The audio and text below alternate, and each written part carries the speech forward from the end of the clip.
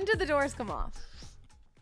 The doors come off when I meet a guy. I'm on vacation in Is this second wife or first still? first wife. Okay, still, go on. Okay.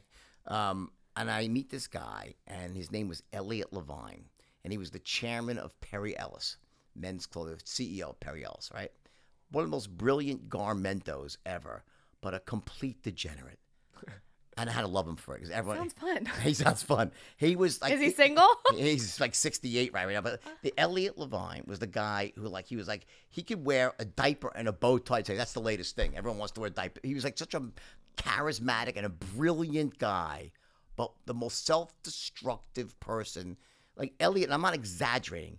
He would bet on like 8 ants dancing on a postage stamp. So who would win the dance off? He would bet on anything, this guy. Like he was constantly betting, like tossing coins, 10,000 a toss. Like he was.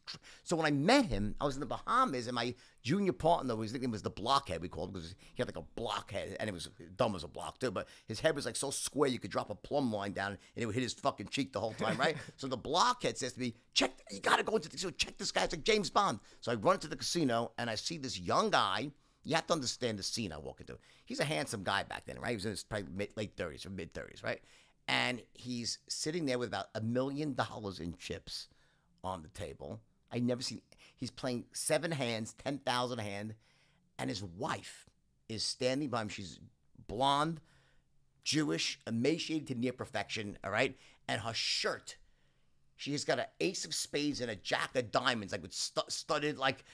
It was like out of a fucking, like a character of a movie, right? I was like, holy shit. And I'm watching this guy play, and he's up like 500 grand. I'm like, I thought it was a big deal. I'd give him $500. You know?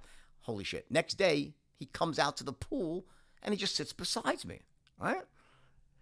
We start talking, and we hit it off. He'll take a like. He was much older than me, and he told me what I was doing. Anyway, about a week later, we met in the city. I didn't know who he was. Turns out he was a huge player in the garment center. He takes me out for lunch into the garment center, and we're sitting there, and we're talking casually, and he's like, I'm like, what did he just? It was like if David Copperfield could do cocaine by sleight of hand.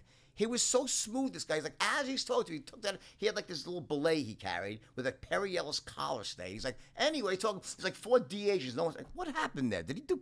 He did coke. It was beautiful to watch. It was gorgeous to watch this guy do coke, right?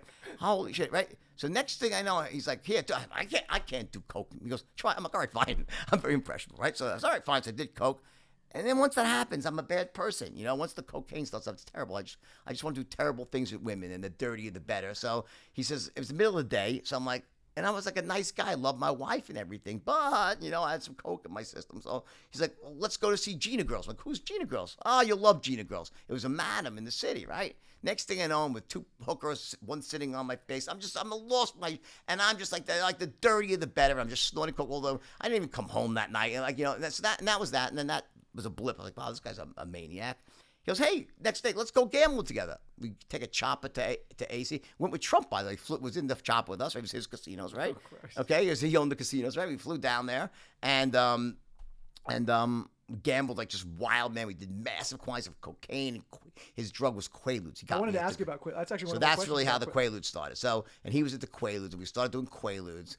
And what does a Quaalude do to you? Because you can't even find them anymore, right? Thank God for that, because I'd be taking them if you could. You know, they're so great. They were like the ultimate euphoric high. So imagine, I guess, imagine you could take like 5 beers and distill it down to like its essence of this and inject it in mainline, buzzing and so euphoric, right? And the thing is, you wouldn't get tired from it afterwards. Like you could be really fucked up, slurring and drooling, and then like an hour later, hey, how you doing? So there was no hangover from them, right? So, and then you could balance out the tiredness with a little Coke, which made perfect sense to me, right? So I started doing it to balance, right? And Elliot and I just became like running partners. You know, and in fact, Steve Madden Shoes is Steve Madden Shoes because of Elliot. So I was the founder of Steve Madden with Steve together. We founded it, and I was tapping Elliot's brain. It was this brilliant Mark who really came with the strategy that drove Steve Madden Shoes. So what ultimately, you're going crazy, you're making a lot of money. Like, what ultimately was the downfall? What got federal agencies involved, and what got them paying attention to what you were doing? Well, the big one was just that some of it was bad luck that someone else got indicted. But ultimately it was the smuggling money overseas. And that's what Agent Coleman said. Like to me, when he was on my pod with friends now, the FBI agent and I are friends. Right? He was on my podcast last week. I think it's hilarious. Yeah, he's a FBI great agent guy, put into and it's interviews on his really, really podcast. interesting, like his take on the whole thing. It wasn't the stock stuff. That was whatever. They weren't. It was SEC stuff. It wasn't like really that bad. I guess in their eyes, the FBI was going to go after, right? But I smuggled money, the cash, to Switzerland, and that opened up the whole money laundering stuff, and that was really it. And so at this point, but just like walk me through this, because through the movie. So at this point, you're on wife number 2. Yeah, so what happened was it was just like the movie. I started throwing these wild parties in the Hamptons, right?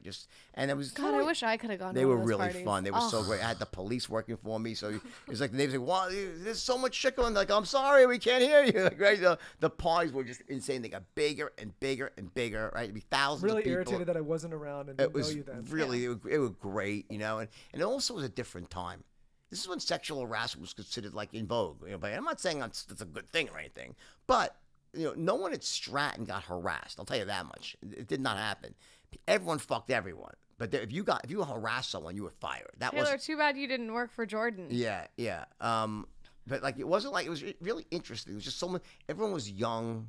All these fine-looking animals. Like, you're a fine-looking animal. I'm a fine-looking animal. I was like, let's just all fuck, right? I mean, it was really bad. Like it was like you never knew what was gonna happen when you opened up a bathroom stall. Is your second wife mad that everyone's fucking each other?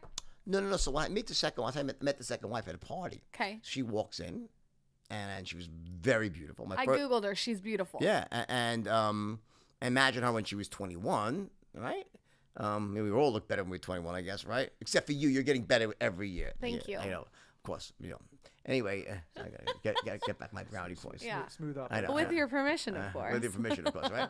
So, anyway, as I was saying, so she was very beautiful, and I was like, fuck. I was like, and my first wife was beautiful too, but at that point, I just wanted longer legs, blonder hair. It was idiocy. Like the whole thing was just not even. I don't think any woman really could have made me happy at that point in my life. I just was more bigger, better, this and that. Right? So, and she became my mistress for a short time, and then I fell in love with my mistress, and I left my first wife exactly like the movie. She pulled up in the limousine, and the door opens, and like it was just awful, right? Anyway, so that ended marriage 1, and then she came on the scene, and she was a very good running partner for me. She was the right wife at the right time.